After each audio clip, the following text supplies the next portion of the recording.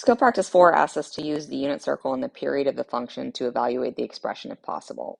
Remember that cosine is 2 pi periodic, and so I want it to become something where I'm getting into, let's say, on the unit circle from 0 to 2 pi. So it's kind of like finding a coterminal angle. If we have negative 7 pi over 3 and we add 2 pi to it, so I'm adding 6 pi over 3, which reduces to 2 pi, that's negative pi over 3, which I know that negative pi over 3 is right here. So I could use that it's in the fourth quadrant, and that's the same thing as 5 pi over 3. Or I could add another 2 pi, so negative pi over 3 plus 6 pi over 3 gets me to 5 pi over 3. Well, the cosine of negative 7 pi over 3 is going to be equal to the cosine of 5 pi over 3. The cosine of negative 7 pi over 3 plus 2 times 2 periods is the same thing as the cosine of 5 pi over 3. That's another way to write it. Well, what is the cosine of 5 pi over 3? So if you look at your unit circle, we're dealing with the x value. X is positive in the fourth quadrant, and it is a value of 1/2. So the cosine of negative 7 pi over 3 equals positive 1/2. For the tangent of 600 degrees, well, where is that in the unit circle? That's a full 360 and not quite another 360. With the coterminal angle is 360 plus another 240. That's right in here. But tangent is pi periodic, not 2 pi periodic. So I want to take away versions of 180. So how many 180s can I take away to get to some periodic value that I can use? So if I took away one 180, I'm not going to get down to a value between 0 and 180. So if I do 600 minus 3 times 180, I get that's the same thing as the tangent of 60. So it's important to note that tangent is pi periodic, not 3 pi periodic. So using the, and notice that being pi periodic, it's going to be the same value that was in the first quadrant. So the same thing as tangent of 60. And because my angle actually is in the third quadrant, but it's the same value as in the first quadrant. The tangent of 60 is equal to root 3 over 2 over 1/2, or just root 3. Question C asks for the cosecant of 5 pi. Well, cosecant is 2 pi periodic. So if I want to take away 2 pi, I still have 3 pi. So I want to take away more than that. So cosecant of 5 pi is equal to the cosecant of 5 pi minus 2 times 2 pi, which is the cosecant of pi. So that's going to share the same value. Well, pi is right here. That's the point -1, 0.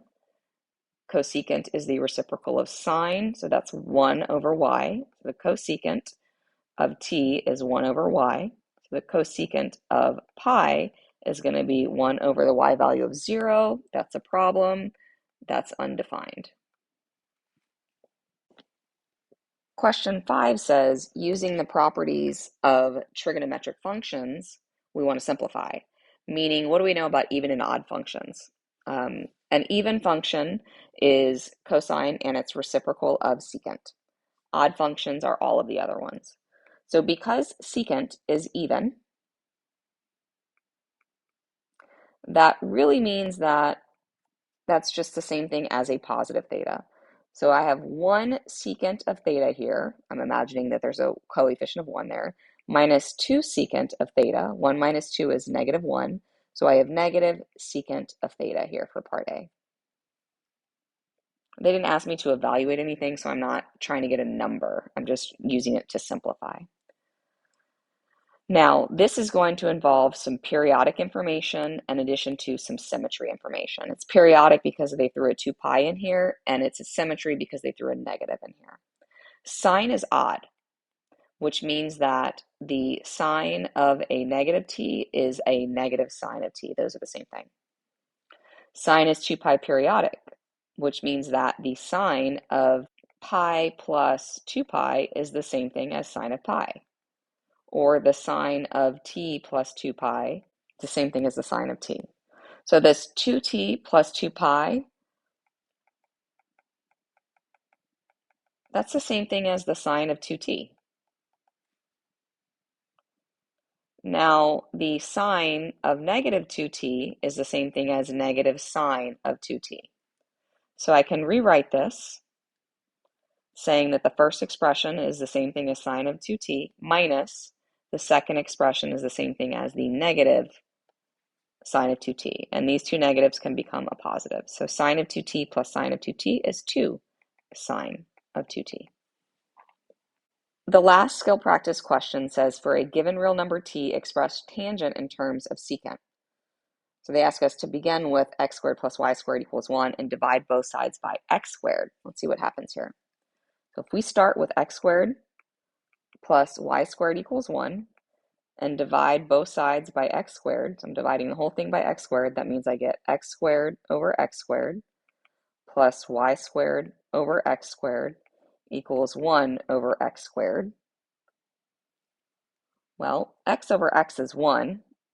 X squared over x squared is also 1. So I have 1 plus, I'm going to use one of the laws of exponents that says that if you have some number over another to a power, that's the same thing as the numerator to a power over the denominator to a power. So I'm going to pull that square out and call this y over x squared and 1 over x squared because 1 squared is also 1. What is y over x? That's tangent. So I have 1 plus the tangent squared of t equal to, what is 1 over x? X is cosine. The reciprocal of cosine is secant, so that is secant squared of t. And they want us to express tangent, so I need to solve for tangent. Subtracting 1, I get tangent squared of t equals secant squared of t minus 1. But they asked me for tangent, not for tangent squared. So I need to square root both sides, which gives me that the tangent of t is equal to the positive and the negative of the square root of secant of t squared minus 1, or secant squared t of minus 1. And that's it for this section.